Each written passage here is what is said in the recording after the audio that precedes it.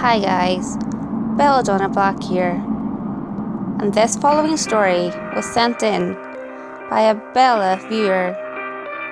So, turn off the lights, get comfortable, and let's begin.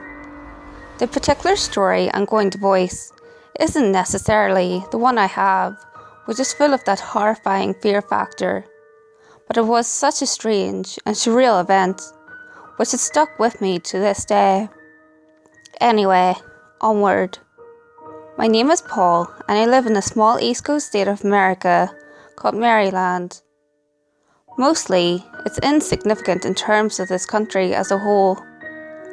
Around 12 or 13 years ago, in a time before smartphones' prevalence, where every phone came with GPS navigation as a standard, and in the infancy of Google Maps.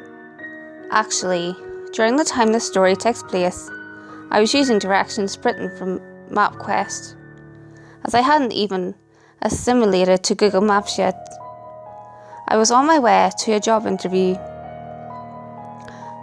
The where the job interview was to take place is mostly incoincidental to the benefit of the story, which is good, because I can't recall its location anyway.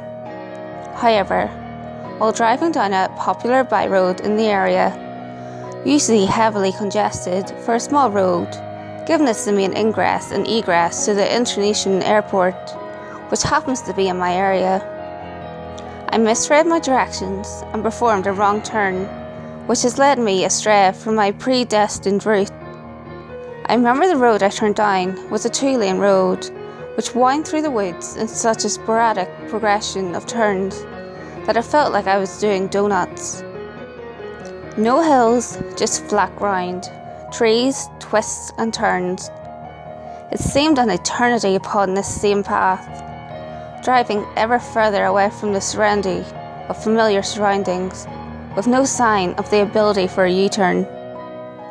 So, on I drove, in silence, stealing glimpses from my directions, which portrayed a small map of the area of my destination, to see if I could notice the all-encompassing forest which was sheltering me. But before I could glean too much from the image, I rounded a sharp turn, and the heavens greeted me as the trees suddenly receded upon a scene of a series of high-rise buildings clustered together. I received such a shock from the contrasting divergence of scenery that I only blew through the stop sign, which rapidly approached, which I rectified by jamming on the brakes, and came to a stop after a short alarming screech. From the vantage point of the stopped vehicle, I had a moment to appraise this new scenario for which I found myself. The oncoming road for which I stopped upon was a 2-lane road and ended pressed up to a 1-lane circle.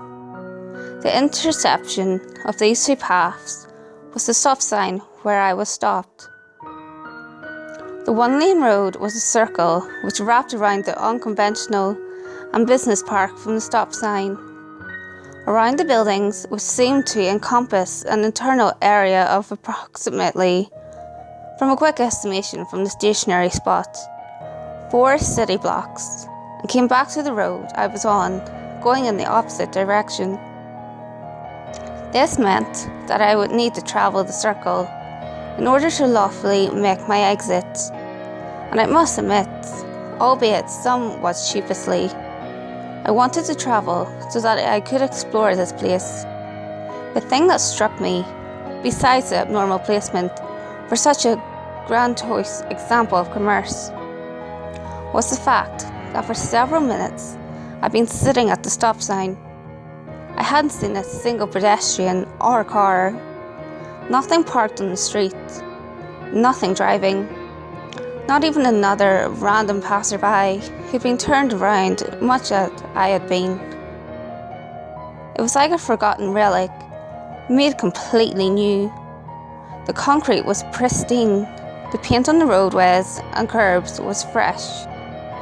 Benches on the sidewalk, made of wooden slates, painted in beauty emerald. If this complex was abandoned, it had to have been just abandoned. but I shook my head to dispel the reverb of my observations and completed the right turn to place me in the circle so that I could make my exit from these surreal surroundings. Things progressed as normally, driving a steady 25 miles per hour through this ghost town. Performing my left turns to travel the road in order to make my departure was mundane enough until I got to the backside. After my second left, which placed my vehicle on the back portion of the loop, I saw an obstruction in the street, about halfway down the block. The obstruction was a sight which I took to be common enough, being a bright yellow school bus, but its position was something which had vexed me. The full-size school bus was pulled across the street, so that the engine compartment was sitting over the top of the curb, causing the large vehicle to sit perpendicular to the sidewalk lining the mouths of the office buildings. Essentially, the school bus was a highly effective roadblock, which undermined the flow of traffic, although the only traffic was myself, the last man on earth as it seemed. As I approached the congestion, I slowed my vehicle to a snail's pace and allowed my eyes to cascade over the bus which barred my procession. It was at this moment, as I was enthralled with the reasoning for parking a transport vehicle for the innocent in such a fashion. Movement was taking place to my car's left. The tall buildings, which had been silent sentinels for this basin to business, were suddenly teeming with individuals, flooding from the revolving doors like a blasphemous plague, whose sole attention was resting solely on my small green automobile. It took me by surprise. Figures of all different shapes and sizes, although all Caucasian to a degree, which made them seem unnatural in their pallor, wearing robes made of an almost translucent material, gossamer and white, as it clad their forms, barely covering their nudity, assailing me with its brilliant tones in comparison to the drab state of the grey concrete buildings. Anxiety struck me, seizing me in place as the crowd grew. The mob approaching, pointing, vocalising sounds which didn't resemble English as I'd ever heard it before.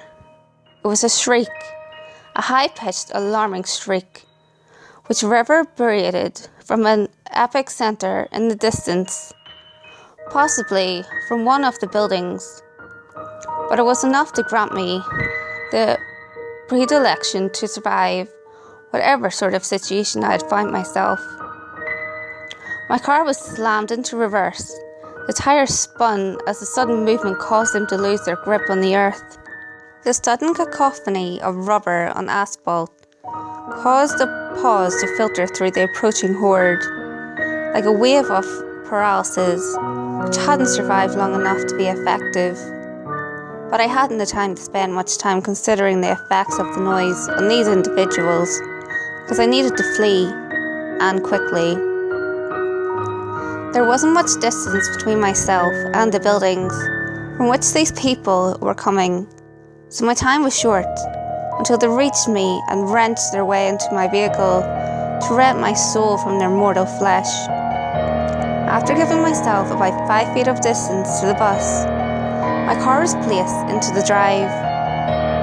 The wheel was cut to the right and I sped off to get around the roadblock, up and over the curb, through the glass, and approximately 6 inches from a large sign my car had swerved, effectively and thankfully avoiding all the dangers of such an insensible manoeuvre.